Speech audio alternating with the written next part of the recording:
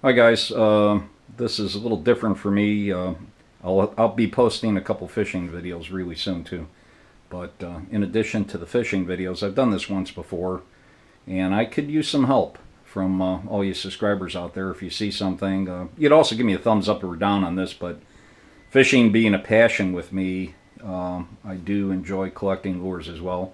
So I just hope you take a moment away from the fishing videos, and if you watch this, maybe you can add to the collection. What I have here, uh, there's more than this, but I have a display of fishing lures that I keep in a cabinet. And let me open it. I'll describe some real quickly. But these lures are mostly Heddon, and some go back. Mostly, I guess, the 1930s, 1940s. I'll just pan down a little bit so you get an idea of top shelf. Another big grouping on the shelf here. Drop down to a third shelf, and then finally to the bottom. And I guess we'd work this in reverse, starting down here since we're here. This is a group of Heddon Muskie 350 surfussers. They were only produced for 3 years, I believe, from 1933 to 36, if I'm correct. Couple interesting ones in the group. There's a carnival color on the end, second to the end on the right, and on the far right is a grain scale prototype. It was modified to have side hooks on it, and I have some lineage on how that was going to happen, and a factory worker at the Heddon plant, some names, so there was actually a little bit of history on that one. And then to the middle of the grouping, there is a 350 in copper, which is quite rare, and a few duplicates, which I'll talk about in a second. Duplicates don't bother me in the least. And then as we go up to the next shelf, we're into Heddon shiner scales. And it's not a complete collection. It's a smaller collection of shiners, but has some very nice lures in it. To the back of the cabinet is the big 8-inch musky vamp with the correct box beneath it. And I'll get a little closer in, and that's a box swivel in the front. It's typical of that lure. And then the grouping in front is another 350 surfusser, a 306 hook, and all of these on this shelf are just excellent condition. A 6-inch vamp, a musky flap tail, just another flap tail I picked up. It was very good condition, so I didn't mind displaying it. Originally I was going more for the larger lures.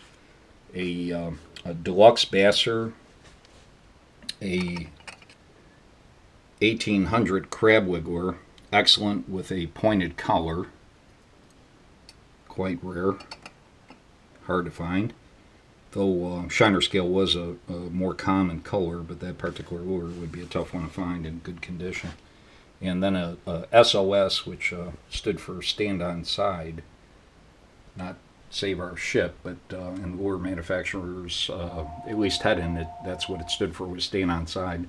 The top shelf, these are Heddon's 7550s, which are a 6-inch vamp, also known as a musky vamp, but they're the smaller version from the 7600s. They measure 6 inches in length versus the 7600 being 8 inches in length. And then a gorgeous 350 and a 300, and then two lures on top, my emergency fishing kit, which I'll talk about in a second. And one is both are recent additions. One's a giant runt, and one is a 7540, which what I tried to do, and why I said I don't mind duplicates, are those duplicates can be broken off into smaller collections. You know, you can have a grouping of lures, as I do here, with various colors, but then when you get a repeat, you know, I can take one out of another group of repeats and break it off into just a smaller collection of that particular color, which is what I'm trying to do here by the 6-inch vamp and those couple on the back shelf, and then that group of the giant runt alongside the Vamp 7540. And then this is an unusual piece. If any of you guys are out there, this is a kit that was produced for World War II flyers, and it actually has a fishing kit within that can. And when you open it up, it had a vest like you would see a Home Depot vest, but it had fishing supplies, hooks, line, little spears, actually some freeze-dried bait.